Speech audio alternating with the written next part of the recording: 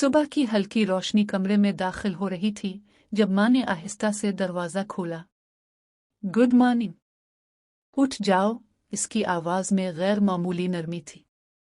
ईरा ने आंखें खोली तो देखा माँ हाथ में नाश्ता लिए मुस्करा रही थी। तुम नीचे नहीं आई थी तो सोचा खुद ही ले आऊं। ईरा ने हैरत से देखा। आपने तो कभी मेरे कमरे में नाश्ता नहीं लाया। सब ठीक तो है? माँ ने बात बदलते हुए कहा। चाय भी है, खाओ ना। मगर ईरा समझ चुकी थी इस खामोशी के पीछे कोई सवाल जरूर है। चंद लम्हों बाद माँ ने मौजू छेड़ ही दिया। तुम्हें खबर कैसा लगा? ईरा के चेहरे पर नागवारी उभर आई। बहुत बुरा। लेकिन इसकी माँ अच्छी लगी। उम्मा फौरन बोली, शादी इसकी माँ से तो नहीं करनी, और ये भी जरूरी नहीं कि पहली मुलाकात में ही सब फैसला हो जाए। बार बार मिलोगी तो समझ आएगी। देखो फलक कितनी खुश है, आखिर उसने हमारी बात मान ली। ईरा चौंक गई। हमारे यानी आप और अबू पहले से तय कर चुके थे? माँ ने नरमी से समझाया कि अबू आज फोन करेंगे और पूछेंगे कि लड़का कैसा लगा, और जवाब हाँ में देना बेहतर होगा। ईरा का दिल बोझल हो गया।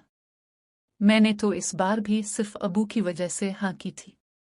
मैं दोबारा ऐसी बातों में नहीं पड़ना चाहती। माँ ने इसरार किया मगर ईरा साफ इनकार कर गई।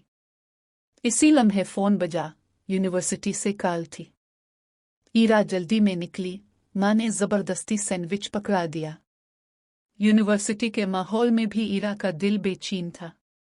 इम्तिहान शुरू हुआ तो अचानक सामने वही चेहरा खड़ा हुआ, कामयाब, वही जिसे वो अपनी जिंदगी से निकाल चुकी थी। यहाँ से जाओ, मेरी वजह से मेरा पेपर खराब हो रहा है, ईरा ने गुस्से में कहा। मगर कामयार के लहजे में अजीब जिद थी।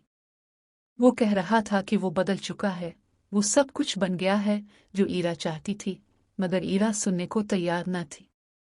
इसके लिए इस वक्त सिर्फ पेपर अहम था। पेपर खत्म हुआ। उस्ताद ने अचानक नरमी दिखाई जिस पर ईरा को शक हुआ। बाद में पता चला कि कोई कामयार उस्ताद को फोन कर रहा था। ईरा का दिल डूब गया। उसने दोस्त से पूछा तो इसने एतराफ किया कि वो कामयार के दफ्तर गई थी ताकि ईरा का पेपर बच जाए।